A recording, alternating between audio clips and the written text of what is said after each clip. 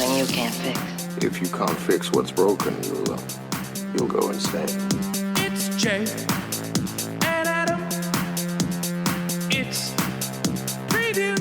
It's Preview's Fix It with Adam and Jay.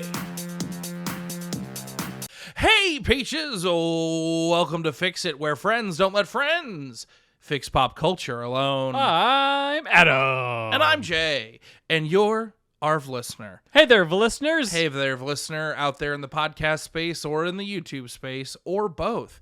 Maybe you sync them up and play them at the same time. We edit them separately, so maybe it's probably not going to line up. You could pull it off. People have been lining us up with other reaction channels to watch us all at the same time. That is true. So, that is true. Stranger things have happened, Jay. You know, that's one thing I think we had to make peace with was like collaboration videos of us. Because I think you and I can both agree that when they first started putting us together with other people, we were like the righteous indignation of such a thing. I wouldn't know if it was righteous indignation, but like, it's slightly out of context. We're just cracking jokes and being goobery. I think you're losing some of the gooberous. But also, this is our thing. You're just taking our thing. But the amount of people that have found us through that was pretty impressive. Anyways, all of which to say is that we're Adam and Jay. Oh, that's right. Our names. Yes, that's right. We are the two hosts of the apex predator of all YouTube reaction content. The gold standard. Watching that throne runaway success smash previewed. Where we react, review, and riff to all sorts of pretty much, as it feels right now, everything on the internet. We react to everything you could possibly imagine. And yet there's still more we could be reacting to. Yes, there really is. Sometimes people bring them up, I'm like, that would be good, but when? If it's your first time listening and or watching, we every week take a piece of nerd pop culture that maybe missed the mark, maybe didn't quite get there, maybe just didn't cross the finish line in a way that we liked, and we fix it. And this week here on Fix It, we are fixing 2019's Hellboy. Well, 'tis the season, Jay. It's the spooky, scary season. It's Halloween time. Yes, indeed. So we figured we'd do some movies that are more of the spooky... Well, this isn't a spooky, scary movie. But, it's a demon guy running around. And it was, I would argue, a lot spookier and scarier than I anticipated it being. Well, it was way more gory than I remembered. Very much so. Very much so, in a way that I did not enjoy. But before we get into Hellboy for the week, Adam, how you doing? You know what, Jay? I'm actually doing all right. Okay. In a surprising way. Because earlier today, a couple hours ago... In what way? I found a lamp. I have wishes. in a surprising way. I got a lobotomy, and I can't feel anxiety. Or joy. Or anger. Well, there you go. You're welcome. Yeah. A couple hours ago, we finished Lord of the Rings, The Rings of Power. I didn't know it was the final episode today. I thought we had 2 episodes left. Yeah. So in my mind, mentally, I was prepared for one more week of Rings of Power. But now, with She-Hulk ending yesterday, Rings of Power ending today, as it stands right now, Friday evening, we only have 2 shows to do next week. Hot D and Andor. And this is the first time we've had less than 4 shows going on during the week. Oh, yeah, baby. In the past 8 weeks? Yeah. Yep, 8 weeks. We don't have to shoot every day. We don't. We don't. It's like I was thinking about this as I was walking over here. It's like you're drowning, right? And all of a sudden it's like, I'm not gonna make it. I'm not gonna make it. And the camera pans to like surface level and like just unbroken water, and just like tension. And then all of a sudden he just bursts out of the water like 100%. Like that. The big gasp of air. Yeah. And then it's like the Calgon shampoo commercial. It's like your hair just flips up and all the water just cascades all sexily. I actually had that realization as I was walking from your house today. Okay. About shampoo and the ocean. No, but I had the realization that I was like there's some stuff we need to get caught up on. Like we need to we owe Patreon a watch along. We do that kind of stuff. Yeah. And if you're part of our Patreon community, thank you for being patient with that. It's just been a lot. But we're gonna get you a good one. Don't worry.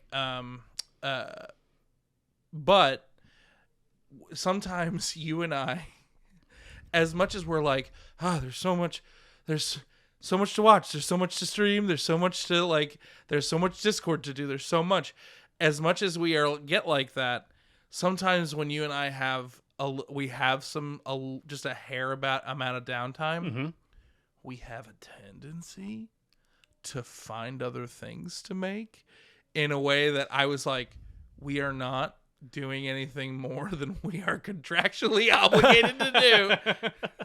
I don't know who's writing the contract. We're writing the contracts, but we're not going to do anything. I was like, we're not adding anything into the plate that we don't already have. No. We're good. We're going to chill for a sec. Yeah.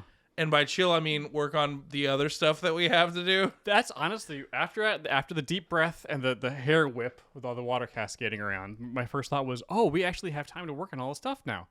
Oh, there's things we should have we should have been paying attention to, but we can finally turn our attention to. Get off the whiteboard. Yeah. There's some, we can start making some new merch, and we can, start getting ready for Switchmas, and work on bonus action a little bit more, and do some of the community stuff we've just haven't had time to do because we've just been, slaving away in the content mines, getting everything ready to go. All that stuff at the content mines. That's what we sound like when we're in the content mines. But this is great. We're gonna take a breather for a hot second. Yeah. We're gonna enjoy not having to do everything every day. Yeah. But then it was like, cool. We can knock this stuff off. We can do that. We can do that. And do that, and not be overwhelmed by it. And now I got to figure out what I'm streaming next. Because I as much as it was fun getting Kingdom Hearts off the board. Sure. I was kind of like, oh man, it was nice not knowing exactly what I was playing next for a while.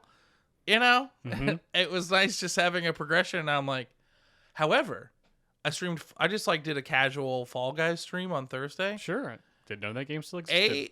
Chat was really into it. It was the right speed, but you can make custom lobbies in there. So I think maybe sometimes Saturdays instead of Jackbox is going to be like, hey everybody, we're all going to play Fall Guys together. Because you can have up to 60 people. I didn't know you could do custom lobbies. Whoa! Because a lot of people were rolling through being new folks were like, hey, do you do custom lobbies? I'm like, I didn't know that was possible. But from custom Fall Guy with the peaches? That'd be so fun, I think. That'd be so fun. Right? I think that'd be really fun. So it goes along with the order of the Oxford comma. Just pure chaos. It's chaos. It's absolutely chaos. And but also I've been doing the Discord watch-alongs because I have to watch these movies anyways. I might as well watch them with the community. You should, yeah. Because Gary and I were texting today. He's like, I'm just making sure you're not doing too much with just the Discord. It was really fun, but I just want to make sure that it was late when we got done, and then you had to record with Brian. You'll appreciate. He is a brother in content, in that he just sent the text of, and I've been there because I got to book Mario Party Tuesday every Tuesday. Yeah. It's trying to get bodies. He's just like, hey, I forgot Joanne is on vacation and I didn't book a guest for Nerdverse and I need an episode. Can you be a content buddy? And I was like, yeah, I got you. Oh, that's nice. I was like, yeah. What did you guys do?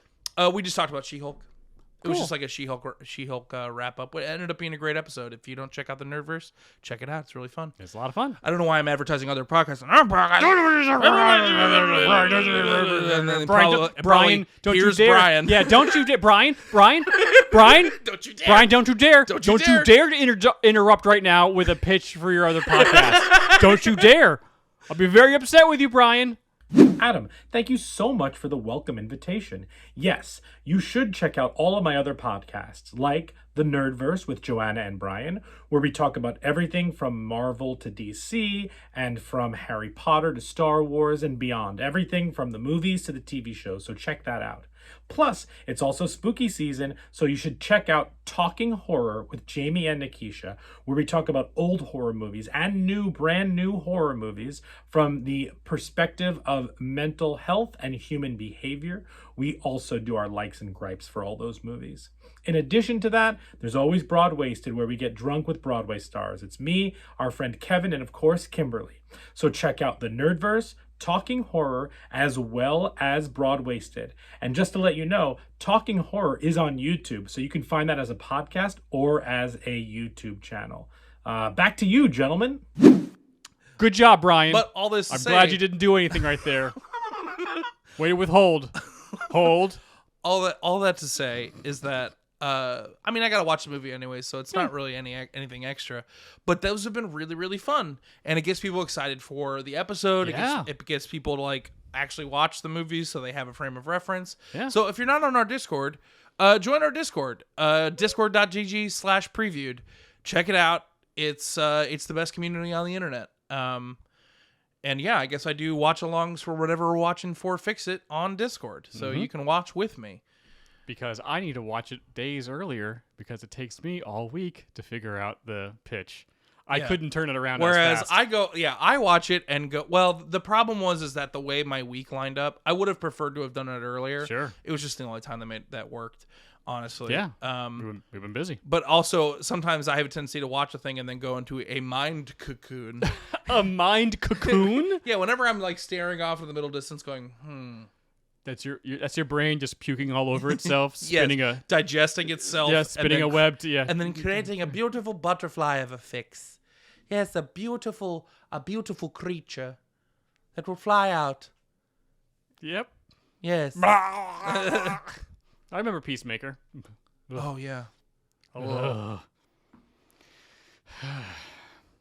Speaking of kind of gory violence that kind of upset us. Hellboy 2019. Look at that segue. Oh, it's a great My segue. God. It's It's almost like we're great professional segue. podcasts, Or it's Jay. like we're good at this or something. Almost. We're getting there. We're getting there. Very talented. Hey, buddies. This movie was not great. It's not great. I'm going to be 100% honest. I was not expecting to dislike this movie as much as I did. Because I really like Hellboy. Yeah. I think, I've read the comic in the past. Like, I tried to keep up with it to some degree, but, at a certain point, a pull list gets too expensive. And it's Sure, like, yeah. Yeah, I can't. But in retrospect, I wish this is a book that, like, going through, like, the chronology of everything, I wish I'd kept up with this a little bit more, but it is what it is. Also, I don't love the art style sometimes. Sure. I find it a little gritty. Okay. In a way that it's kind of hard to like connect with sometimes. Sure. I mean, the art style of books is very important because certain artists I just can't read the work. I think here's the thing: it fits what they're going for. Sure. 1,000%. Like it is the right choice. But sometimes I'm just like, much like this movie. I don't toss this term around very often. But this movie was oftentimes in bad taste. Wow, you never say that about a movie. Yeah. I found myself like off put by this movie. In what respects? Much like how the original Hellboy, and we don't need to compare it to the original all the time, but a lot of times that movie was a little bit more lighthearted. It was. And it was a little bit more eager for the joke. Whereas this movie, the violence was extraordinarily over the top in a way that, and here's the thing, you can do over the top violence that has some fun to it. Yes. I'm not saying violence is good, but like it can be a little silly, a little more slapsticky. This was just Hellboy stabbing people in the eye and being like, huh? And I'm like, I know you're trying to shock me, but it's really just kind of bumming me out. Yeah. In a way that I'm like, I need you to defeat these giants. I don't need you to disembowel them or like knock their knees backwards. I'm good on that. Like, wowzers, bowsers with a top hat on. There was so much eye trauma in this movie. A staggering amount of eye trauma. Well, I watched the 2019 version of this movie on Sunday and I watched the original Hellboy from '04 Wednesday. Okay. And I think I figured out why the movies are so different. Hit me. And why I will. As soon as Brian gets done giving us his beautiful bean fun fact footage. That was a pretty good read of beautiful bean fun fact footage. I was not running it over in my head 5 times before I started the sentence. That's where you were. I was not. Because you were somewhere. I was. As you were saying that sentence, no, I was like, you know what? I was right here, Jay. I was present. I was listening to you. I was not running over the line in my head, making sure I got all the words right. No. Nay. Nay. Don't you be coming over here with aspersions. Nay. Watch me, nay, Jay. Coming out of the water. Gah! Beautiful cascading hair. So talented. All right, Brian? Roll that beautiful bean fun fact footage. Thank you, gentlemen. Today we are trying to fix 2019's Hellboy. Directed by Neil Marshall and written by Andrew Cosby, this movie stars David Harbour, Mila Jovovich, and Ian McShane, among others. It made $44 million on a budget of $50 million and has an 18% on Rotten Tomatoes, if you care. Now let's go back in time and take a look at 2004's Hellboy. This Guillermo del Toro movie made just under $100 million with a budget of $66 million, and it has an 81% on Rotten Tomatoes. Its sequel, Hellboy 2: The Golden Army, came out in 2008. It has an 86% on Rotten Tomatoes. It made around $168 million on a budget of $85 million. Some additional fun facts. This movie, the 2019 Hellboy, actually started as a version of Hellboy 3. However, Guillermo del Toro wanted to direct his own script, and they had already started a script with Andrew Cosby. Now, Guillermo del Toro was working on The Hobbit, so he was busy with that before he dropped out. But he also shopped this around to different studios, like Legendary. Legendary was considering it, but didn't end up doing it because the Pacific Rim sequel didn't do well. Also, the original Hellboy movies did exceptionally well on DVD and home video, and that was no longer a safety net with the way that physical media was being purchased. Additionally, Guillermo del Toro suggested doing Hellboy 3 as a comic book, but that was vetoed as well, so that just never panned out. Back to you, gentlemen. Good job, Brian. Yeah. From the ether. Well done, Brian. Well done, Brian. Well done, future Brian. So so I watching the 2019 movie, I was like, wow, this movie is so much brighter than the movie I remember from '04. Yeah. Because a lot of things take place in the day, things are way brighter, and a lot more stuff is all computer-generated monsters fighting each other. Which, especially that giant scene, is not rendered well, because when David Harbour is on a green screen, you can really tell. And then when it switches over to computer graphics, like, yikes, these are just CG things pushed at each other, bleeding all over each other. This doesn't look well. This doesn't look good in daylight. I think, if I remember correctly, the original movie took place mostly at night. So then I watched the first one. I was right. Most of the first movie takes place at night.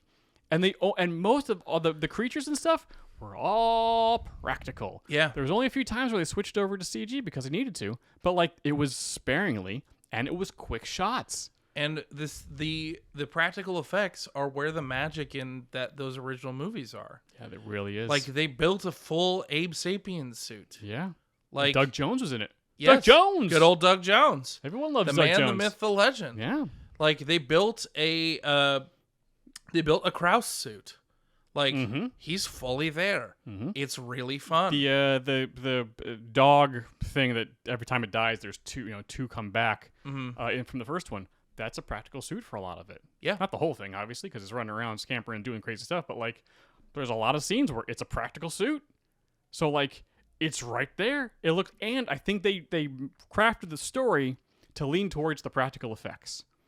Whereas the 2019 movie is like, we are just going to go hog wild and truly show what the Hellboy universe can do, and it pushed it too far because most of the stuff was in CG that just didn't feel as good and didn't connect as well as the practical effects from the first couple films. Yeah. I mean, it even comes down to the design of the Hellboy outfit. In that, like, and it's honestly, it has very little to do with the casting. I think David Harbour as Hellboy Yeah. is good. He was I good, think that's yeah. a really good cast. And I actually think he picks his roles really well in a way that, like, if he didn't think he was up to it, like, he wouldn't have taken the role. And it's just the design, like, he looked even too scary. Whereas, like, Ron Perlman as Hellboy, there's a little bit of softness to him. There's like, you don't see much of the humanity even in the design of this Hellboy. Like, in a way that I was like, he looks scary, and not in like a... It doesn't feel like it's on purpose. It just feels... I was like, I'm having a hard time relating to this character because I think he's kind of spooky. He was a little spooky, but also he wasn't as connected to humanity as Ron Perlman was, because in the original movie, we meet Hellboy at the RPD.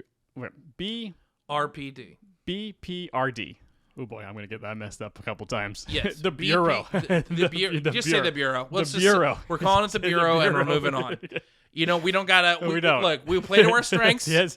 We play to our strengths. Letters out loud are not my strength. Take care of yourself. You know. Look, hey guys, you make your own destiny. You choose how your day goes. Just go easy on yourself. Just say the Bureau. You don't gotta do that to yourself. So the first movie, we meet Hellboy at the Bureau when the new guy shows up. Yeah. And we get introduced to, like, all these characters, these people, the agents working at the Bureau. We meet Hellboy. He's like, he loves cats. Like, we see Hellboy interacting with humanity a lot in the first movie. In the reboot, David Harbour, Just kind of running around by himself. Running around by himself. He kills an agent because he turned into a vampire, but we don't have any connection to that at all because just we're just told that he was a friend. Yeah. And then he's just running around.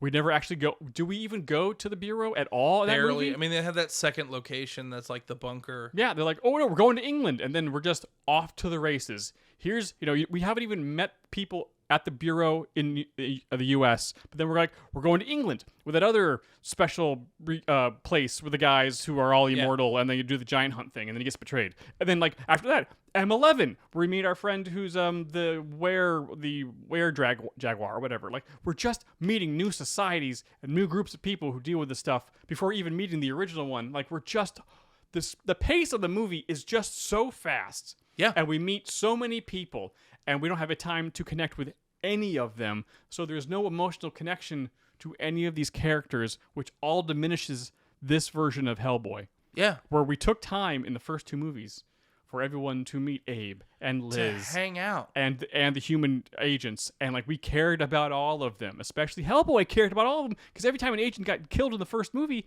he was, like, there, like, man down, we need an ambulance. Like, he was upset when people died around him. Yes. And that never happened in the reboot. No. It's like I said it earlier to you before we started recording. I was like, they have set up a Hellboy that I don't believe he doesn't just end humanity. Like, it's the kind of thing where it's like, I don't believe that he makes the choice to not do it.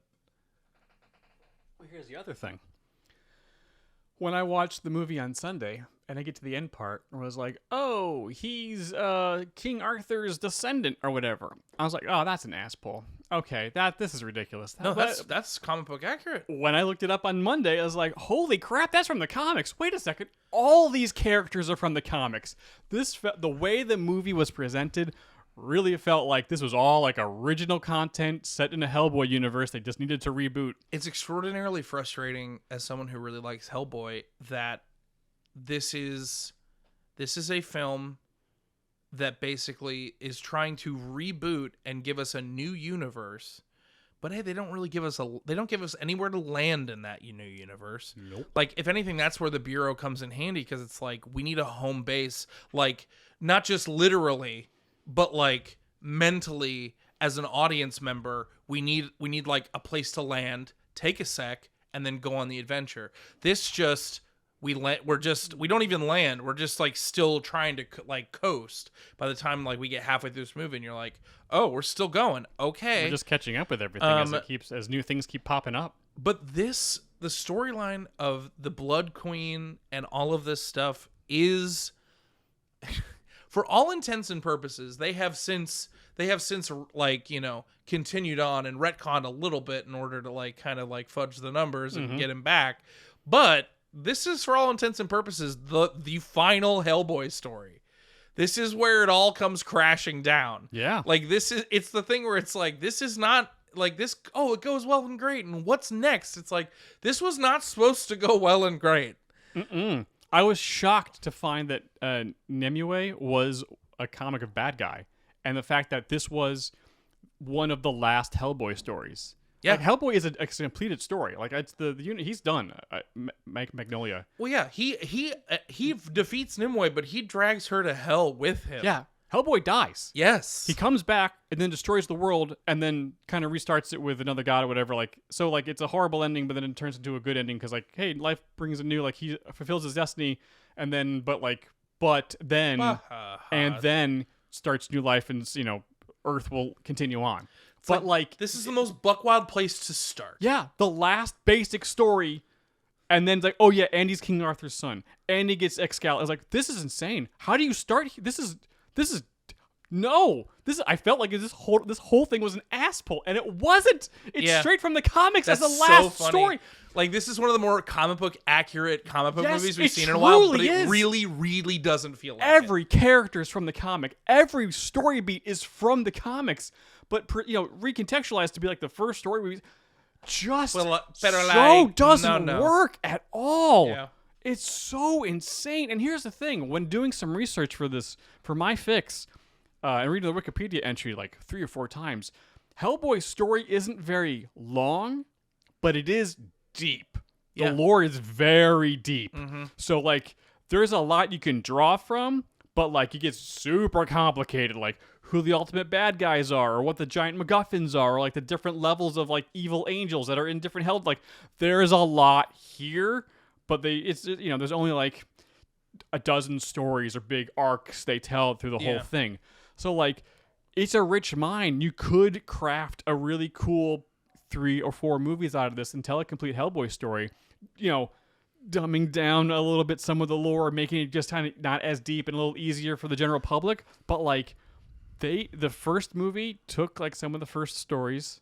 The second Golden Army was an original idea, and then this movie was like the last Hellboy story. It's like there was a whole chunk of the middle with some really interesting ideas and good information about like what the heck this universe is all about that they just skipped over. Yeah, and it just doesn't. And all the while, you're just not having any fun. No. Nobody's having fun. No. It's just not fun. Like, look, Hellboy, the first Hellboy movie it has its problems. Sure. But man, he's punching cars and flipping them over the top. That was a Mythbusters episode. They went back to see how they could do that. It's a whole bunch of fun. Yeah. Like, I still reference Hellboy punching a car. Like, it's a hoot. It was one of the coolest things in cinema. And like, if anything, like the dichotomy of like falling in love with all of these kind of quote unquote monsters is part of the fun. Mm-hmm. Whereas here, I was like, I'm genuinely spooked by everyone here in a way that I think the movie was like, right? And I'm like, no, that's not it. I can talk to ghosts, but then I have to puke some of them up. Yeah. No. I use my lower intestine to manifest them. No. That might be comic accurate. I'm not sure. But her being able to punch out the ghosts was a really cool thing that they spent like 5 minutes on in that fight scene. And I was like, oh, she's gonna punch out Nimue's ghost, and that's how they're gonna get around Hellboy not just like dragging her to hell. Oh, that's how they're. And then they didn't even mention it again. They didn't mention it again. They gave her some brass knucks. That was pretty cool. I'll give him that. Sure. Here's the thing. But it was more that end. I was like, I want to see this movie. The ending when like it all goes to pot. And, like, London's being overrun with, like, eldritch horrors, and people are just getting super murdered on the street. Yeah. Like, Lovecraftian horrors amok in London. Like, this isn't, like, first off, where do those come from? This is this level of violence. Like, I know it's supposed to be a little bit more of an R-ish film than the first couple, but, like, I didn't having this much fun. But, like, this seemed disconnected from what was going on in the church. And then, like, it wasn't even a lot of action because the CG hog guy, gets napped and just exploded, and then he just cuts her head off after some talk dojitsu, and then throws her head to hell. And that's it. Some of those Hellbeasts came out, and I was like, they just wanted to do this. They almost just for the trailers. Yeah, they just wanted to have these, and that's a bummer. But also, they're really upsetting me in a way that I'm not having. I'm not. You know what? It's a little bit like the Cenobites from Hellraiser, and Yeah. you don't like those. No, I don't. So I aggressively don't like that. I was like, this isn't for me. I was like, yeah, the whole dichotomy, like Hellboy is half human. Mm-hmm. And I feel like they just ignored that part. Mm-hmm. They were just like, no, he's a demon. I'm like, no, he's actually, you even say it in this movie. He's not. But okay. Yeah, it just pisses me. It just makes me so upset that we never got a third Hellboy movie after Golden Army being good. It was good. Golden I would Army like to was watch. good. I need to watch it again because Yeah, I haven't watched it. I want to watch it again just because it was just like what a fun ride. Because you can have fun with Hellboy. It can be fun and kind of spooky. Sure. You can do both. And it ended on that big cliffhanger of like, oh, we're gonna have twins. Like, remember the freeze? He's like, what? And freeze frame ending. Like, Yeah. that was great. Yeah, but we it's great. never got a third movie. And it's specifically our producer Brian's expressed rules that, hey guys, it's too easy to walk in that room and say, I'm going to make a third Del Toro Hellboy movie, and here's how I do it. That's too easy. You're not allowed to do that. We're not. You're not doing that. We're not going to do Don't that. even try it. And I was like, okay, whatever you say, boss. Whatever. Damn you, Brian, with a Y, but not where we think.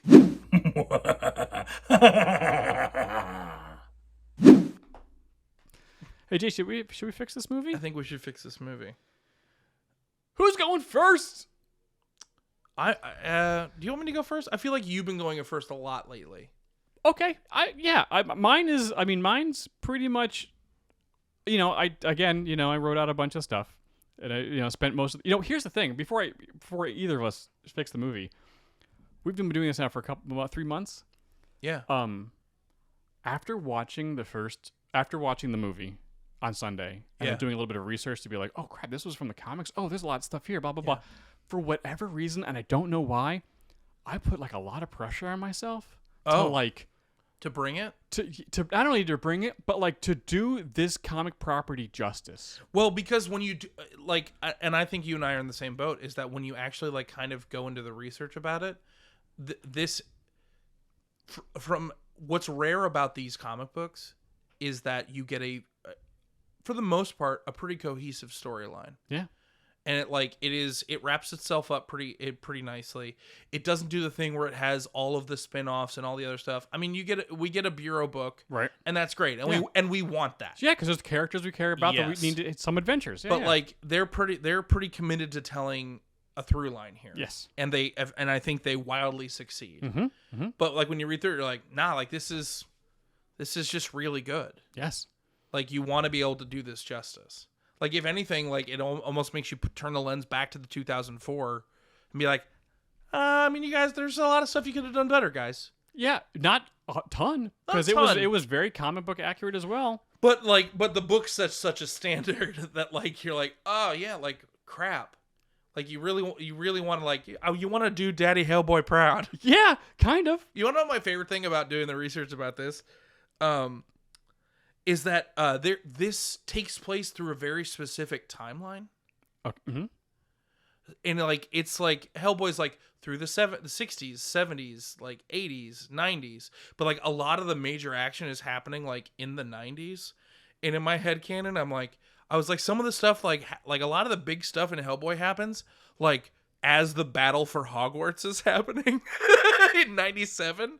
And I was just like, man, 97. What was it about 1997 that so much was popping off in the metaphysical universe? Like, it's crazy. Hey Jay, just a quick date check-in. The Battle for Hogwarts happened on May 2nd, 1998. Cool. Back to you, gentlemen. You know what? I didn't realize that. But in my head, I was like, when does this movie take place? Part of me was like, this should take place in the 90s.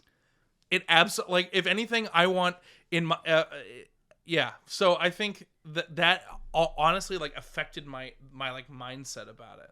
Okay. Yeah. Cool. Who should go first? I feel like I talked myself up a little bit. Do you want to go first? I'll go first. Okay. Because I feel like you put a lot of pressure on yourself, and I don't feel like you need to. This is a safe space, man. We're just having fun. Oh, absolutely. I don't know why. Just like I just really, you just got really anxious. I can feel it. I just wanted to like do a good job this time. Like I didn't like. I don't ever really phone these in, but I got nervous. I'm like, I phone them in sometimes. I mean, cybernetic dinosaurs ripped Agent K in half. Agent J, damn it! No, I said K. I'm a second K. Yeah, man. And Justice Winslow from the Portland Trailblazers. So like, don't worry about it too much. Okay. I don't know. I just want to do Mike proud. Like you did a good story. I want to make sure this is good and up to the standards of not flaking off. Okay, so my thesis statement for my thought process when fixing this is, you have a trilogy arc in this storyline already. Okay. And if you are trying to reboot this, if we are rebooting this franchise, I want to tell the full and complete arc of Hellboy. So I have kind of a full first movie here, okay, but I've also done it in the realm of I would like this to be a trilogy. Okay. And that's how I'm thinking about it. And the one thing that I've really I actually appreciate about the Hellboy story, it's not just like, oh, I heard a prophecy that I'm supposed to be like the one that brings the end times. No, that's what Hellboy is. There's never like, oh, well, maybe not. Like, no, that's your purpose. You are here to bring about the apocalypse. Deal with that how you may. Right. But that is your sole purpose. Mm-hmm. So building up him fully denying it, I think is in like a trilogy format. That's the overarching like idea of what I'm going for. Okay. Because like you've already denied it in this first movie that we got, and I'm like, why would you? Where do we go from here now? Yeah. Like you've opened up the ocean, but there ain't no islands in sight, homie. I don't know what to tell you. So, if in this first movie, we are opening up on the origin. Yes. We are opening up on Rasputin and all those freaky deaky Nazis with all their cool glasses. Right, yeah. You cannot be an occult Nazi person if you don't have some kind of cool accessory. You need those 3D goggles. You need something. Look, you gotta dress the part. You know what I'm saying? You're just gonna show up in your regular uniform, dude? Come on, Klaus. I mean, you gotta step it up a notch. You know what I'm saying? Gunter, what are you doing? By the way, the origin scene in the 2019 movie was the moment I was like, oh, we're in trouble. Oh, okay. Because it was the 3D glasses. I was like, oh, this is so Schumacher-y. Yeah. Oh no, yeah. It's like, wait, the one in the 04 one was so much better. Yeah. Oh no. But it's still no. adhered to the same ideal of it sure strut did. that runway, mama. But it just like. Never thought I would say that towards a Nazi, but you know what I'm saying. Rasputin is doing, but the narration of what's happening, we're not 100% sure who it is, as like the opening starts. Sure, but we do see a shadowy figure like around this big summoning circle, right? And we slowly see Nazis starting to get taken out. And we find out that the person that is narrating this entire story and telling you about who all the Nazis are and Rasputin's here, right, blah, blah, blah, is Lobster Johnson. All right. Well, Lobster Johnson is the full-on narrator of the entire first movie. And I like... Oh, wow. Okay. We'll get there. We'll get there. But Lobster Johnson is narrating this whole opening segment and explaining what's going on and explaining him, taking out the Nazis and dealing with Rasputin. And then we get the Bureau shows up, and basically, I'm keeping Ian McShane. Sure, he's fantastic. Look, he was the best part about that movie. He was. And he did the best he could. Yes. But Ian McShane's having this moment with a young baby Hellboy, and it's the kind of thing where he's about to waste him. And then Hellboy kind of starts to cry, and he can kind of he's a baby. He's a baby. I think he's no, I think there's something else going on here. Takes him away, and then we cut to opening credits. Yep. And during opening credits, we have Hellboy, Abe Sapien, and Liz Sherman just fighting vampires. Cool. Just fighting vampires. Yeah. That's it. It's just like They're always a good warm up. They're always a great warm up, and we see the bureau. You can do it if you want to. No, we put too much on it now. It's the Okay. bureau. We see the bureau like just procedurally doing what they're supposed to be doing. And so opening credits is them taking out the trash, and we come back into the movie of the three of them getting back to the base and filling in Ian on everything that happened, and they're like cracking jokes and being like, Abe like killed a guy. And Abe like, I like the idea of Hellboy making an Anchorman reference. Yeah. Like Abe threw a trident at it. He killed a guy with a trident. That's my preferred weapon of choice. I'm from the sea. Yeah. And Abe doesn't get it. He's just like, no, tridents are normally like pretty stereotypical. Like, I feel like it adds to the brand. It's like, no, it's a That's to the brand.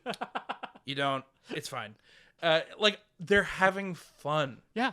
And Liz is like kind of snarky and a little aloof, but like you can tell she likes hanging out with these guys.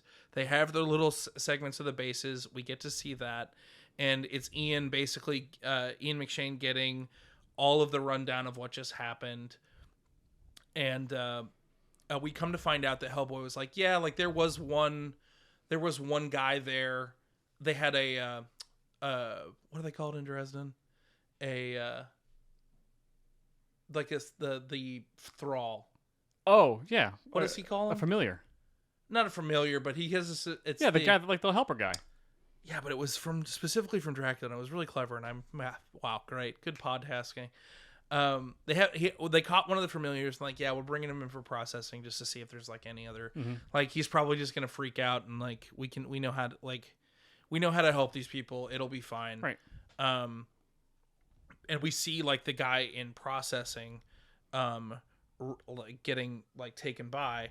But as he sees Hellboy, he like freaks out and runs in, and he's speaking in Latin. His eyes are bleeding, and speaking in Latin, but then also like certain tongues that only Abe for some reason can understand. Okay. And we see him like grab Hellboy, and it's just like looks at him, and just the only words that Hellboy can understand is like Endbringer. And as like his eyes bleed out, his nose bleeds out, like real like, kind of spooky, like he chose poorly, like kind of thing. Sure, yeah. But as his body like kind of like slumps, Ian McShane notices something like weird about the body and throws like a powder to the air, which we come to find out we know is grave dust. Okay. And you can see the ghost manifesting out of the body and take off. But Ian, and they're like, okay. And Ian's like, we have ways of tracking. He's like, as long as he was, then like, why'd you throw all the dust in the air? Like, you're getting crap everywhere. It's like, that's how I can track the ghost that way. And they're like, oh, okay. So, I don't want to get this corpse out of here. Yeah. But Hellboy is like kind of like a little shook by that. Sure, yeah. And Abe is just like fascinating, and he goes back to his books. Of course. He's the Donnie. Yeah. Come to find out that Ian tracks the ghost, and it comes to find like he's followed the ghost back to a place called Cavendish Hall. Yep. Is where he's tracked the ghost back to. And he's like, hey, like, we should probably check this out. It may be nothing. Like, it may just be a crazy person or just like that's just screwing around with ghosts. We've got to figure out what's going on there. So they make their way out. And the whole time, like, Ian goes with them, and he's like getting like a really bad vibe from the place. And he's like, I feel like I've been here before, and I don't remember why or how. Something's weird about this place. And it comes to find out, they approach the house and they find like the mistress of the house, but the house is empty. She's the only one there for some reason, and a spooky butler, because why not? Sure, of course. You got to have a spooky butler. Very tall. Yeah. Bowl cut, doesn't talk a whole Not lot. even, doesn't affect the plot in any way. Just a good spooky butler. Sure. Because life's too short to not cast a big spooky butler in a cool spooky house. Yeah. And it comes to find out like they're seeing all the pictures on the walls of like all of these like young adventurers and young all sorts of stuff. Sure. And it comes to find out that as they have a meeting with the mistress of the house, they have to wait for her like in the big room with a big long table. They find out, they're like, hey, we tracked a ghost here, and she's like, yes, we have a graveyard in the back. You know, it was something we've buried so many of our own. Like we figured we'd open it up to the community. Like we already started a graveyard. We might as well finish it out. Okay, jeez. But it becomes like very clear that like she's not okay, and Something's up with her. and I feel like it's Liz is the one that kind of has the moment with her, because like yes, she's pyrokinetic, but she's also like pretty sensitive. Yeah. And eventually, she's telling them about like, oh, all of my sons have caught the air of adventure and have like headed to the frozen north. It's something of a rite of passage for our family, and yada yada yada. And she's talking all about the things, and she's like, perhaps like maybe we have this map here, and you know, if you'd be interested, like all of my family has gone to the wind, but it would really bring honor to my family to find our familiar treasure that we've have on this map, and blah blah blah. She's being very like erudite, but like kind of like floating in and out. And then finally, Ian McShane just throws some grave dust, and you just see ghosts behind her in a major way, and they all scatter, and the house shakes, and it's very clear that this house is like full of ghosts. Sure. And as they all like kind of leave her and pour out of everywhere, and the house kind of like lights up, she's like, you can't go, do not go. And it's she was like the last man, the Russian man that was here, he's gone there, and it is not a place you want to be. Please don't go. Let the past be buried there. And they're like, okay. Well, now we gotta go. How can you not go? Come on, man. And so, and this is all comic book. This is all from the Cavendish Hall affair. Like that's 100% what we're doing here. And then we basically like Ian realizes as they're going through the graveyard in the back to leave, they're like, I remember why I've been here. And since there's so much like ghost activity, from the graveyard out walks Lobster Johnson's ghost, and he is like fully corporeal, and like they're like, you're not supposed to be able to do this. He's like, I don't know why I'm back, but I'm back.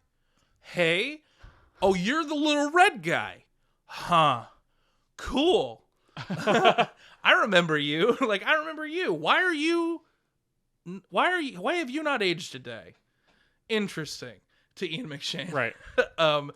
And then he's like, I know who was here. It's Rasputin. I don't know how. I don't know why. I'm pretty sure I killed him. Pretty sure we all killed him. Pretty sure we all took turns killing him. But, and we're keeping it as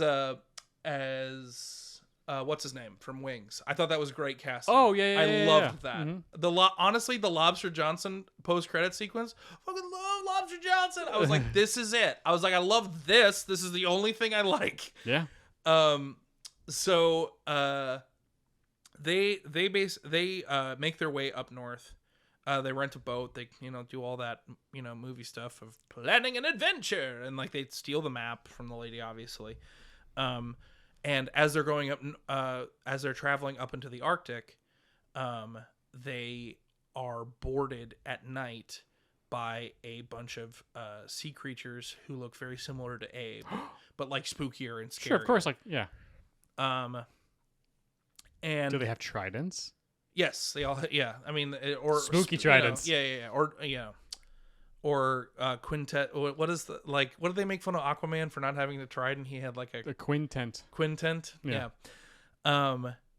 And there's a struggle on the boat. There's a big fight, but also like the electricity had gone down on the boat, and so Ian and Liz are trying to fix that while Abe and Hellboy are just fighting. Mermen. And eventually, like, the fight escalates to a point where they're like all on like the front of the dock, like the front, like the bow of the boat. The bow of the boat, and they get the lights back on, and as soon as the lights turn back on, and they realize who they're fighting, and they all see Hellboy, they all kneel and say something in a forgotten deep tongue or something. Yeah, and all jump back off the boat. And Hellboy was like, "What was that about? What did I all say?" And Abe was just like, "They said Endbringer." And they're like, "Okay, I guess we're going the right way." Yeah. It's where the enemies are. Yeah. This movie's funny. Yeah. They're having fun, even though they're in the middle of the Arctic. And they're like, "Abe, are you?" And he's like, "I don't know. I thought I was one of a kind, but apparently not." And so all of them, they get to where this map has led them. Mm-hmm. And they find, like, you know, all sorts of ships, like, abandoned, and like clearly there's been a lot of expeditions here.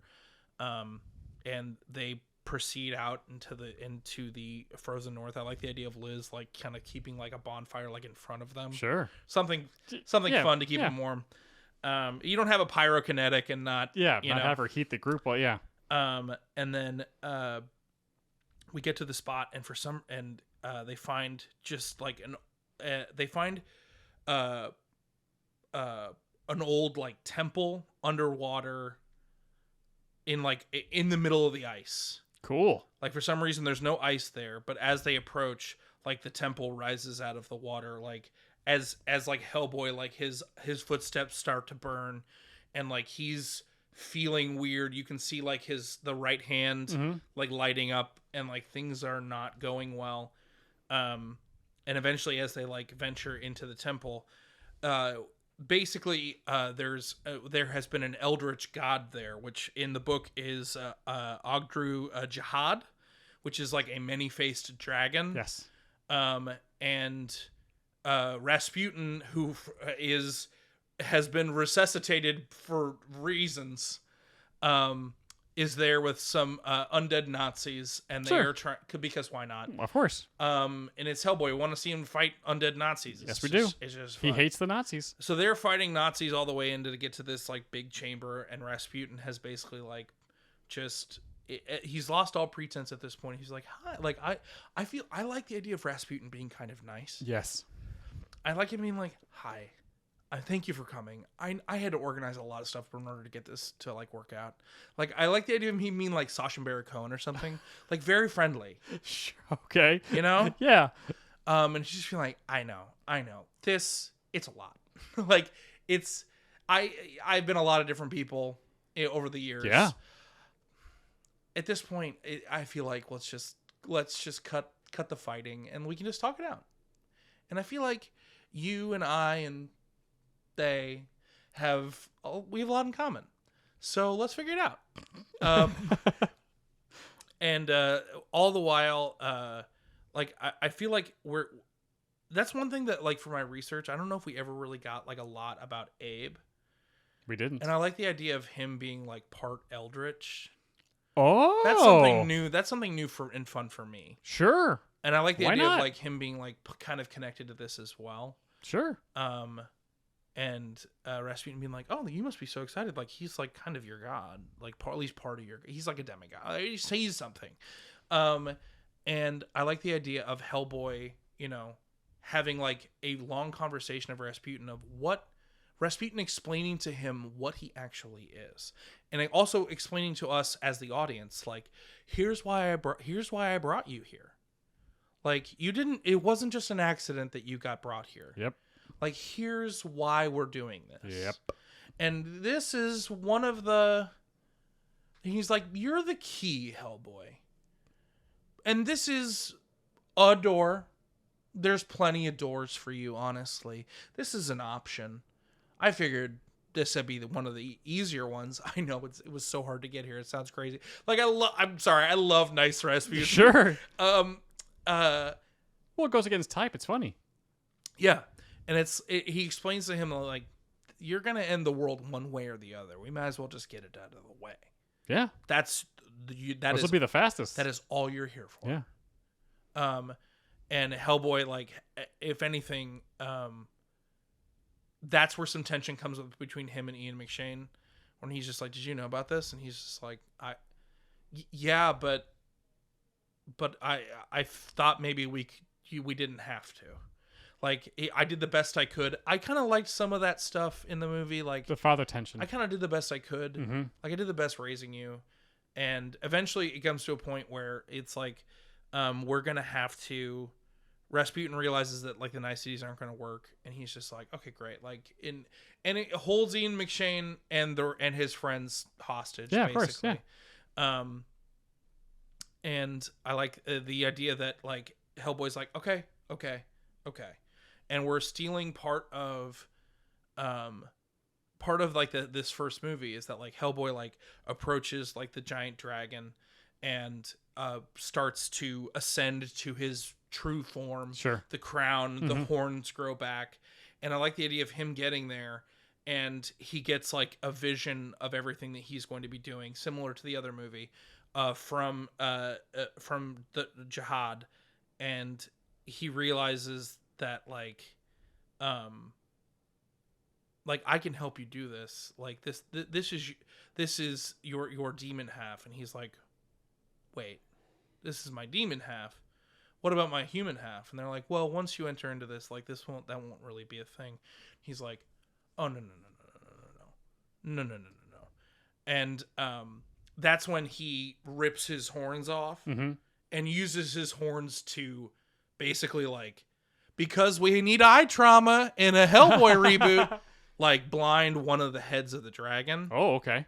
And it's Hellboy and all the gang versus this eldritch god dragon. And Rasputin kind of gets away in his own way. Sure. We defeat this dragon, but then they're like, and then that's kind of the end of the movie. Of that movie. Sure. Fast forward, because I know I'm going long, but that's my remake of this movie. We're basically just doing the Cavendish Hall arc. And we get Rasputin back. The second movie, we're gonna do the Girescu affair. Okay. That's when the like Napoleonic like vampire second in command, the vampire that they keep saying like will come back. Like his cult is working in conjunction with Hermann von Klempt, who is one of the like resuscitated like head in a jar Nazis. Right. And we're getting. Basically, they are trying to rebuild. They're building an army of homunculus in order to create the armies from the prophecy in order to facilitate Ragnarok. What they call it. Mm-hmm. So that like it's the kind of thing like they want Hellboy to come here and fight all these homunculus because that is another. It's another door. It's another door that like he has to continuously try to not destroy the planet. Yes. And finally, and that's where we get Roger the Homunculus becomes like our new like bureau member in that movie. Sure. And I think we can also get Kraus in there as well for that movie. Mm-hmm. I think that's a great way to end them in there. But again, it's just another example of them being like, we have all these homunculus, and we have a vampire that can give them vampire powers. So they're vampire homunculus. But we've got Roger, who's like, hey, like, honestly, if anything, it's played by the same guy who plays Pete in Deadpool. Yes. It's just like normal guy. Hello. I'm a homunculus. Oh, Roger, you're so funny. So like, yeah, he basically has to defeat them in order to not end the world again. Right. And then in the third movie, we're getting the storyline we got in this movie. Sure. Oh, okay. And honest to God, I think it's we get it's a very similar arc. I like the characters they add in here. So Sure. adding them to the roster. Yeah, why not? Then I think yes. it's great.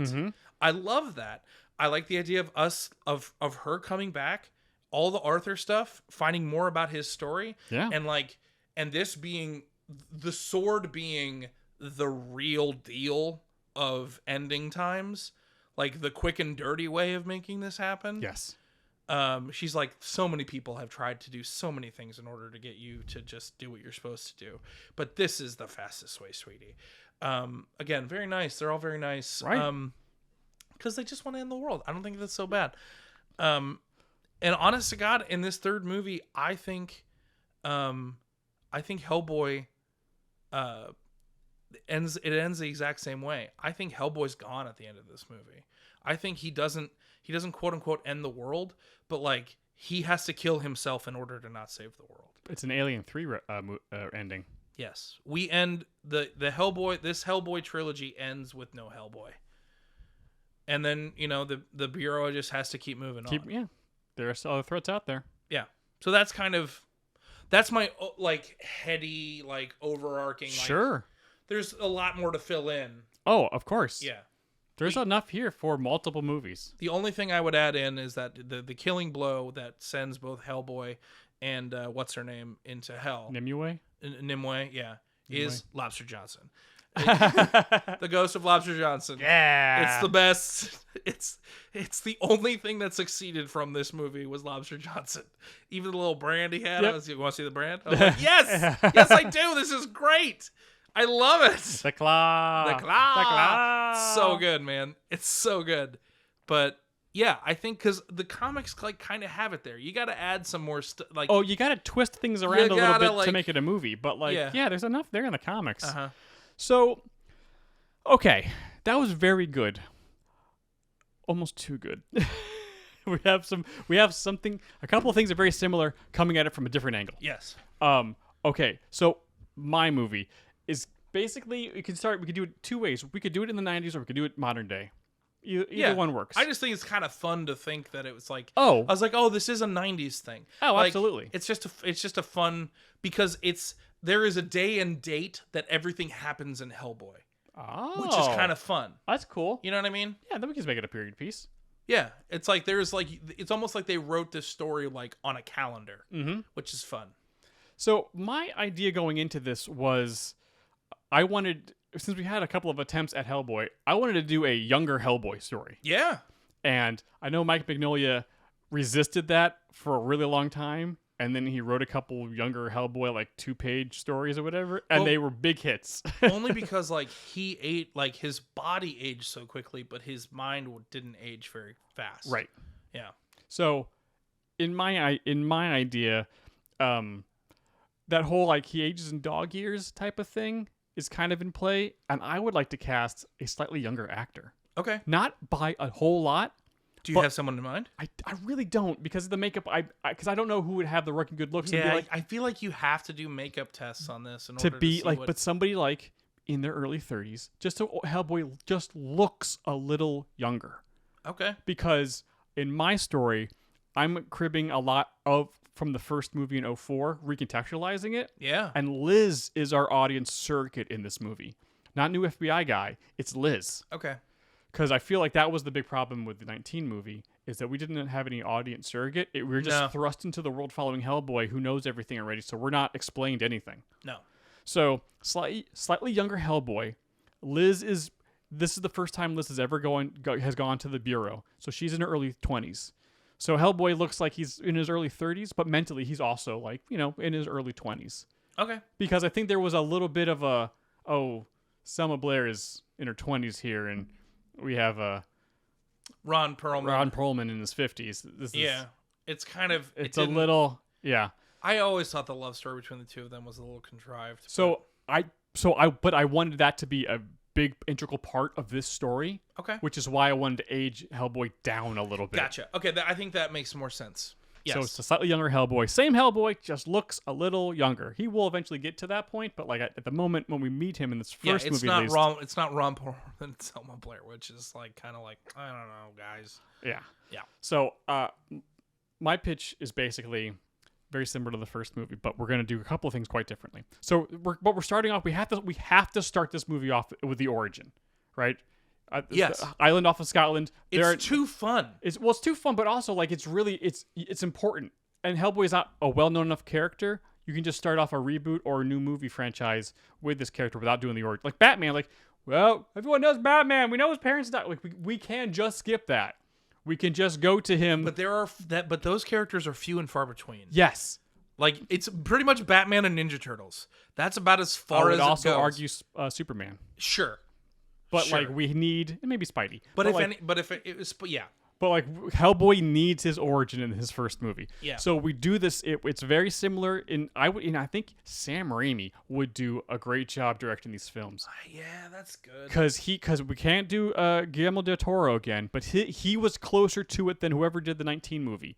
It was darker, more serious, but light in places for fun. That is Sam Raimi's, like, with some cool Dutch angles. Would be a little bit sillier, a little bit more like Yes. shot in a way that didn't, like Evil Dead, like kind of like Yes. whoa, but like whereas some of this things in this movie was like Harmless gore. you're just trying to gross me out. Yes. The giant fountain of blood from the well from Army of Darkness. Like, Yes. that's insane. A human body doesn't have that much blood.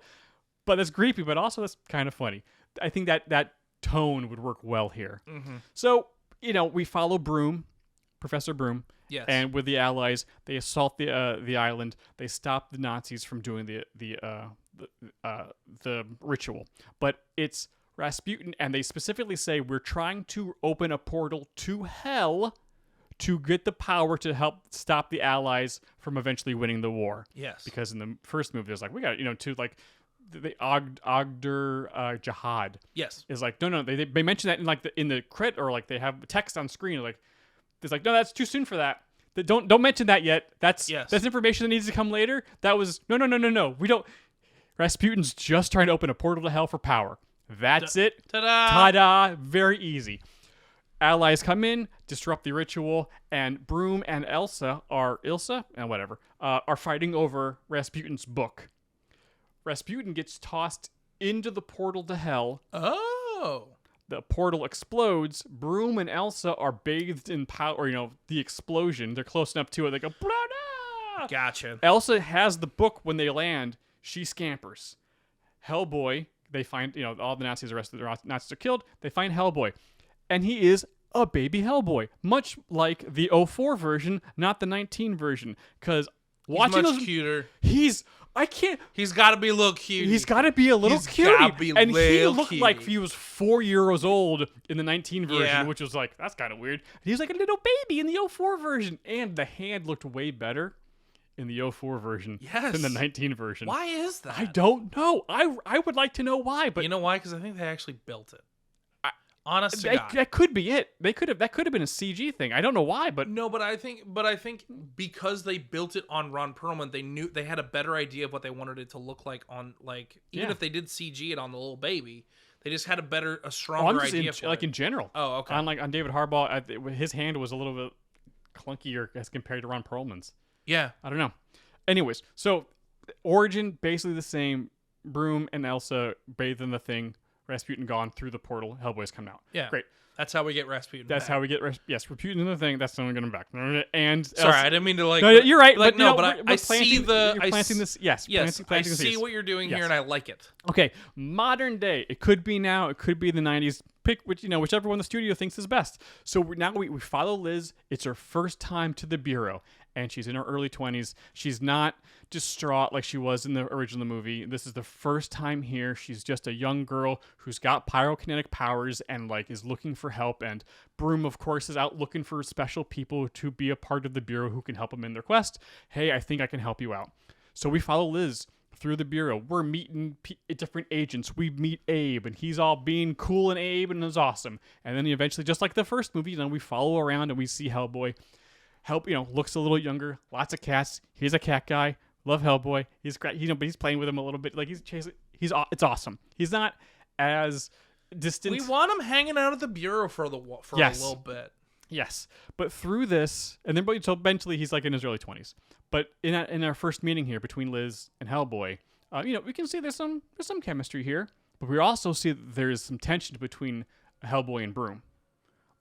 his dad's doing his best, but he's a guy in his early 20s, at least mentally. So like there's gonna be some strife going on, but there's really just like you can tell it's not quite right there. Yeah. Something's their relationship is fraying.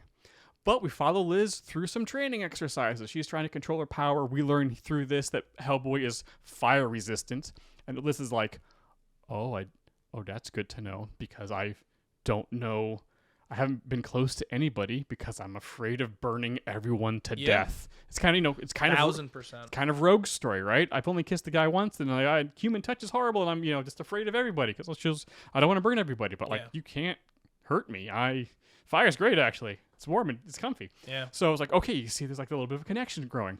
And then, of course, she's working with Abe. And so we're meeting people. We're having fun. And, it's a fun, silly training montage stuff, right? Like, she misses some shots or whatever. She burns Hellboy's clothes or whatever. And it's like, oh, well, if you just want to get me naked, blah, blah, blah. You could just say, it's all cheeky fun. It's fun. It's fun. Well, in the middle of training, all of a sudden, there's an alarm that goes off. It's like, there's a robbery at the museum in town. Of course, they're around New York. So we got to go. So we follow the Bureau. I almost said the letters. Follow the Bureau. And this is Liz's first mission with the gang. And much like the first movie, we see the Bureau is very competent at their job. Yeah. They are a well-oiled machine. They are good at this.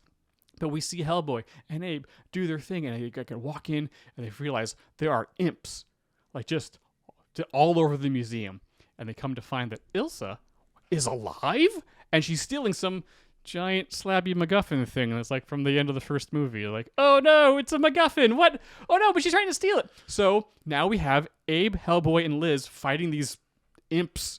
Just, and Liz is not doing great, but, it's still, she maybe can be burning a couple things in the museum that really shouldn't be burned, and you're like, oh no, I'm sorry, but like, and fire doesn't really work on imps anyways. Abe's doing this thing, and then a couple bigger, goblins or imps or whatever, hellfire thingies, defenestrate Hellboy out of the museum into the alleyway outside. Use your favorite word. I did. Explain to the audience what that means. Defenestration means to be thrown through a window. Great. It's what's going to happen to the eldest Targaryen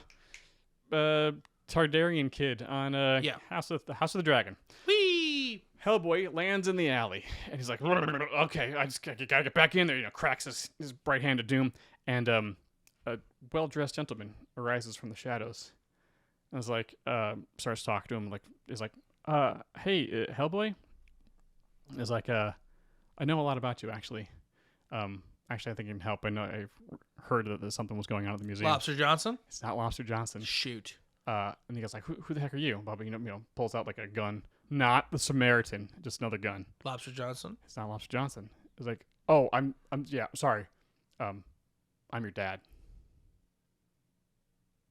And then there's like a noise, and then Hellboy looks, turns back, guy's gone. Oh. Okay. Hellboy so Elsa gets away with the MacGuffin. I was not expecting this turn, but Elsa gets away with the stuff. Gets away with the MacGuffin. Everyone heads back to the Bureau to figure out what the heck just happened. Hellboy does not say anything about this strange guy who said he was his dad. He's a little pissed that he got thrown out of the building by a couple of, And he may have just been seeing things. Yes. So he's like, okay, let's regroup, figure this out. So Brahm is like kicking himself, like, I should have realized if I've been aging slow, she was right. Why didn't I realize that she was alive? God, I'm so, But again, that strife starts to bubble up between Broom and Hellboy, because it's like, he knows like something just happened, and I kind of want to talk to him, but at the same time, like, it's not really good right now. I don't want to talk to him.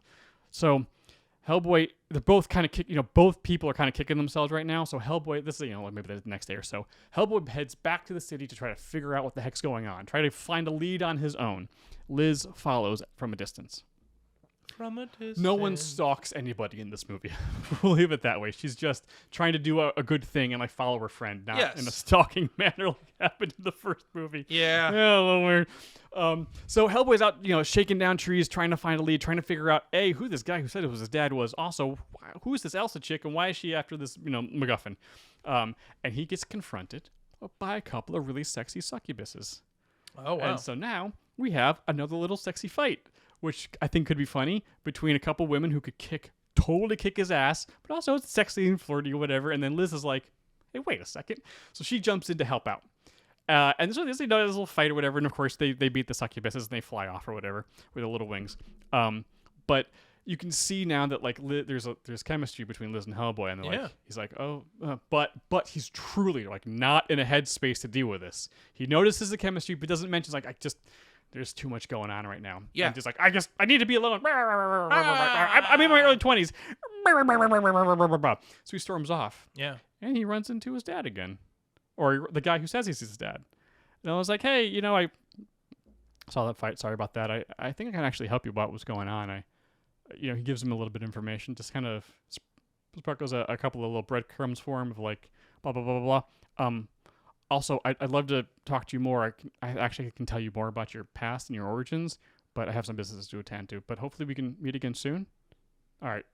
You're looking great, son. And it just poofs away.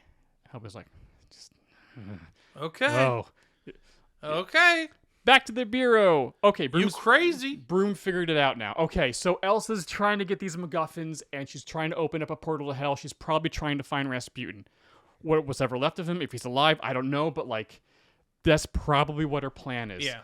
Okay, that thing requires a couple more MacGuffins to do the ritual MacGuffin to open the portal to do MacGuffins. The thing. Yum. MacGuffin City. So they figure out what the next MacGuffin is. Everyone, of course, maybe a day or so has passed. This is all happening in 3 days. Lemon poppy seed MacGuffin. Yeah, it's happening over a week or so. So they head to the second MacGuffin, and right before they get there, demon dogs show up. And so now we can see Hellboy really using the right hand of doom, and like we can do some cool stuff, like the car flipping, and but not that, but just like showing off the power. I'm fine with him doing it every time. Do it every Hellboy movie. He does cool stuff. Everyone does cool stuff. Unfortunately for Liz, like her fire doesn't really work against all these hell monsters or whatever. She's kind of like, man, of all the monsters to fight right now, this I can't help. And he's like, well, don't worry. It's just practice. This is fine. You're doing great. So of course the puppers get the crunch because they're evil. Elsa gets the MacGuffin. Oh no! And right after they flee, Hellboy and Broom kind of have it out in the street, and just like because Hellboy straight up just asks him about his origins and like, what is it you're not telling me? Yeah. And Broom just is not good at lying, but refuses to tell him. And so Hellboy's like, that's it, I'm gone. To the wind. Yeah. He leaves, which is the perfect time for his dad to show up on like a rooftop overlooking the city or whatever, and they have a heart-to-heart. He goes, my name is Azazel. I'm your dad, and I noticed you were having a rough time with your adopted father, and I figured, I was away for hundreds of years, and I'm sorry I couldn't get to you sooner, but I'm here now, and I hope that I can, help you with whatever you need help with. I've noticed that you were had questions about your origin. I'm happy to tell you that, where you came from. It's like, how are you my dad? Who's my mom? What the hell happened? Blah, blah, blah, blah. I was like, okay, well, your mom was a witch that I fell in love with 500 years ago. So like, we're doing it. Wow. Well, wait, listen to the story first. Oh, okay. Your mom was a witch who I fell in love with 500 years ago. And we had you. But we realized that you wouldn't be safe in the human world. And so your mom asked me to take you to hell where you would be safe. And you were there we were there and we were happy for a little while. And that's where I gave you that. And so he then explains what the right hand of doom is. Yeah. Like, that's an arm from a celestial. That's actually the key to Ogdern Jihad, who was basically a dragon who could destroy all of humanity. And it's one of the most powerful relics from that primordial time on this planet. And I love you so much that I wanted to give you something that could protect you from an unjust world. Oof. And it's like, oh, and it's a key. Like, but we kind of dumb down and kind of cram the deep lore into key, celestial hand, key to the dragon, and but people say that they could open up the apocalypse, but I know you would never do that. So I just wanted to make sure that you were protected when I knew I couldn't be there for you. Huh. Okay. And so Hellboy whoa, man, that was a lot, but like I appreciate that, and it's like, unfortunately, I have to go on, but like, it's been really nice meeting you, and like, this is Azazel, like, you know, Yeah. it seems like you've grown into a great young man with, you know, great friends, and Yeah. all He's very things. silver-tongued. Oh, very. Yeah, man. That's how it works. So Hellboy goes back to the bureau. Everyone else is there, and oh boy, do we now just it's just on. He is so angry at Broom for like, did you know? Why didn't you tell me anything? Blah, blah, blah. And Broom's just like, they're yelling and not telling each other like exactly what's going on with each other, and so Broom's just like, I didn't know everything, and it's there's So Broom just leaves. He knows where the third MacGuffin is. He just goes. Liz follows Broom. Hellboy is just so angry, and just stalks through the night. He's drinking. He's punching stuff. He's scratching kitties because he finds them. He's breaking phones. Yeah. So Broom goes to the third MacGuffin. Ilsa's there. MacGuffin gets taken. Oh no, Ilsa takes Broom, kidnaps Broom, kicks Liz's ass, leaves a note with her saying, Hellboy needs to get this third MacGuffin for me and bring it to XYZ. Liz heads back to the bureau. When Hellboy shows back up, Liz tells him what's going on, and he's like, God damn it, okay. All right. He decides he tells everybody we're going to go get Broom. We have to go. My conscience is too strong. I have to go get Broom. But he's about to leave. He's like, wait, I should check something real quick. He goes back into the bureau. Cut to him. He comes back. He steals the MacGuffin. He follows the note. He goes to where Ilsa is, who's, got the MacGuffins ready to go. He gives her the third MacGuffin, and Broom's like, why did you? No, I'm expendable. Why would you do that? Blah, blah, blah, blah, blah, blah, blah, blah. He's like, I can't. Damn it, Dad. I love you, but I can't let you just die. Yeah. But so just as Ilsa's about to do the thing, and they're kind of like bickering at each other, and then of course there's like hell imps and goons and stuff around. Just as Ilsa's about to complete the ritual, she gets blasted in the side and knocked away, and Azazel shows up, and I was like, "Hey, son." So yeah, she was about to complete that. There is another configuration of this ritual, though. We can just go home. You can just leave all this behind. I know you've been struggling, and yeah, obviously, you're living a secret life. Like, people they're scared of you. Like, humanity doesn't have any place for you. You can get back with me, and, we can, get to know each other and just kind of be happy in your home. And, so, yeah, Hellboy's like, you know what? Let's get out of here. Let's get out of here. Wow. Hellboy does the ritual. And just as he's about to finish, Azazel does the ritual in a different configuration. And just as he's about to finish opening the portal, just as he's, got his back turned and he's smiling because he thought he won, Hellboy pulls out the Good Samaritan and blasts him. And it's like, you actually thought that you could sweet talk me to hell? Yeah, I did some checking who you are, Azazel. Because when he went back for the Good Samaritan, he also just looked in a book real quick and I was like, that's who that guy was. Oh, yeah, I'm not going to believe you. And so now it's on. Oh, Abe shows up and Liz is there and Broom's all like, ah. So like everyone's fighting each other. And it's like, here's the big fight. And Ilsa's like, oh, this is the perfect time. Scramble. Rearrange the thing to the original configuration. She opens the portal. Oh no. At this point, maybe like a giant hell monster pops out just for funsies. Because in the first movie, I was like, there was a giant monster thing. Something fun. So there's, the big fight to fight. Everyone's doing give stuff. People what they want at a certain point. Yeah. So everyone's fighting. Everyone's got some shine. Azazel wounds Broom pretty badly, and Hellboy tosses him into the portal. Broom into the portal? No, Azazel into the portal. The portal then enjoy hell, Dad. Explodes. Hellboy and the rest of the team clean up all the bad guys. Liz kicks the crap out of and burns Ilsa to dust. Like she's a Liz murks her. It's like she gets like she goes metal. I love she it. goes super saiyan. It's like, oh, I got control of my powers. Oh, you're in so much trouble. You're in so much trouble. Oh, what a bummer. I've been fighting things that are like fire resistant, and you're so not. What happens to the frog when it gets hit by a fireball? Same thing that happens to everything else.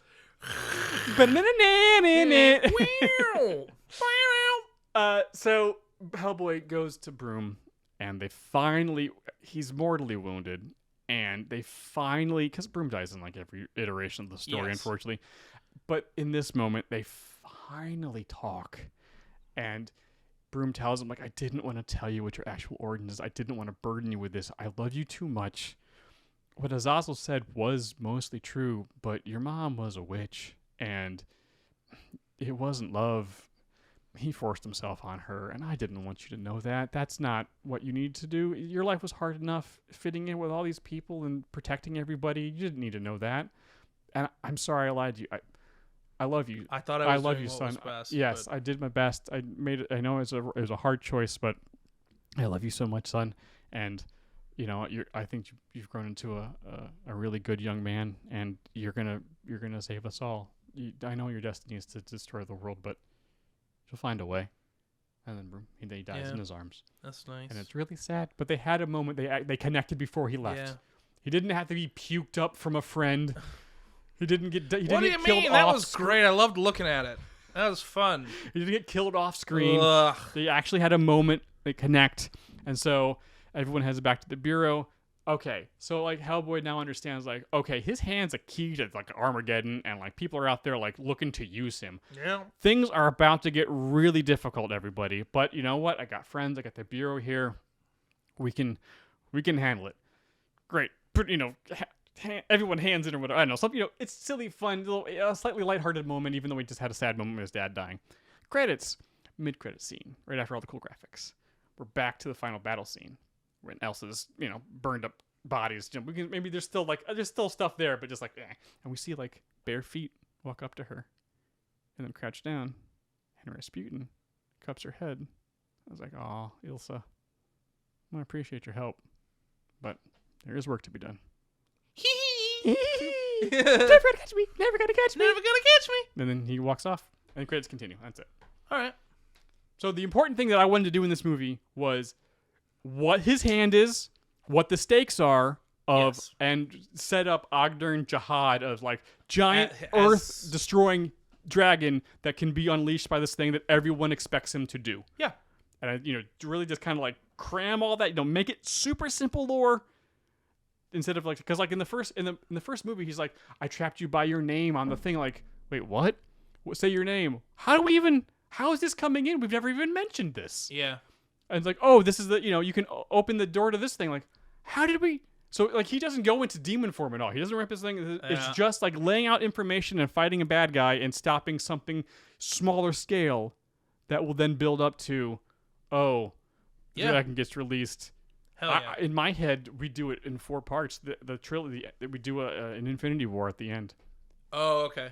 The third movie is he actually does the thing and starts Ragnarok. And then we have to go back and stop it. And through time traveler, or in the fourth movie is then the repercussion in him.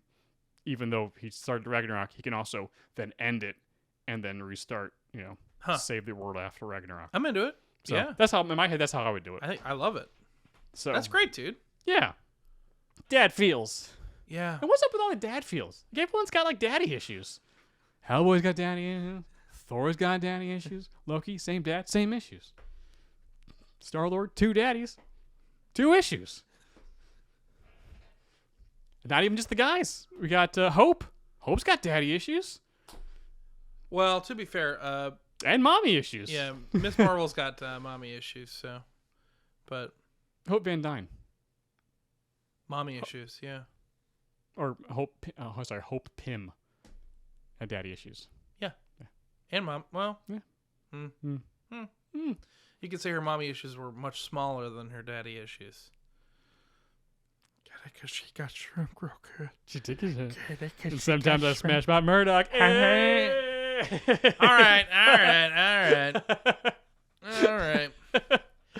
We did it, guys. We fixed it. We fixed it. Either one of these would have been be Yeah. a good pitch. It just, I don't know. I guess it made me more frustrated. This is, I think, my least favorite movie we've watched so far for this specifically. But it makes it even more frustrating doing research into Hellboy and being like, this was so much easier than you made there's it. rich lore You here. made this so hard on yourselves. Why did you do there? Especially if it's a reboot. Why are you going? So why jump ahead? It's okay. It is what it is. It's okay. Well, thank you guys so much for listening to all of our fixes and all of our fun times. We appreciate you guys being here. If you were listening to this on any of the podcatcher apps, Apple or Spotify or any of the other ones, if you wouldn't mind just leaving us a quick review, that would be a huge help. 5 stars, please. Also, just tell us how you would fix Hellboy in your review. I don't know. Good luck. The call to action on podcasting is so weird. But also, if you're watching this on YouTube, thank you guys so much for watching here. We're so glad that we can bring this to you guys in different ways, because different people they want to adjust things different ways. We're almost at 3,000 subscribers on YouTube. Yeah, so definitely hit that subscribe button if you haven't already. Like, subscribe, hit the bell, do that YouTube that you do so well. Guacamole's extra. I shouldn't have to say it. You get what you're supposed to do. You are internet literate. You're here. You're watching this thing. Just do that. If you like us, engage. Engage. Engage. There he sits. Say one of the best episodes, 40 minutes of sci-fi ever.